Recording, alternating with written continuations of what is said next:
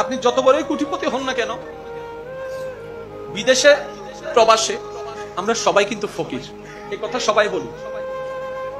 আমরা কিন্তু প্রবাসে আসছি, এই দুনিয়াটা আমাদের প্রবাস, আসল বাড়ি নয়। তর্ক থেকে যাবে, আপনি আমি চলে যাব। ঝগড়া মামলা থেকে যাবে, আপনি আমি চলে যাব। কাউকে বলা কঠিন আঘাত থেকে যাবে, আপনি আমি চলে যাব। ওই মানুষটা যখনই আপনার আমার কথা স্মরণ করবে, মন থেকে আসবে, ওই আটা আমাদের জান্নাতে যাওয়ার জন্য দেওয়াল হয়ে যাবে। তাই শ্রদ্ধার সাথে বলি, হাত রেখে পায়ের মধ্যে আপনাদেরকে বলি, ভাই যাই কিছু করেন মনে আঘাত দিয়েন না, কারো মন ভেঙে চুরমাচুর করে দিয়েন না। কারণ মানুষের মন রবের রহমতের ঘর, ওই মনে আঘাত দেওয়া অন্যায় ভাবে আল্লাহ কখনো মাফ করে না, মাফ করে না, মাফ করে না। যতটুক পারবেন হ্যাঁ বলুন, যতটুক পারবেন না বলুন।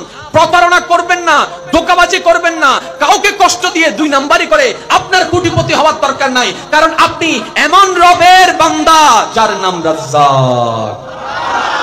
রাজ্জাকের বান্দার দুই নাম্বারি করার দরকার কি? কোটিপতির ছেলে তো চুরি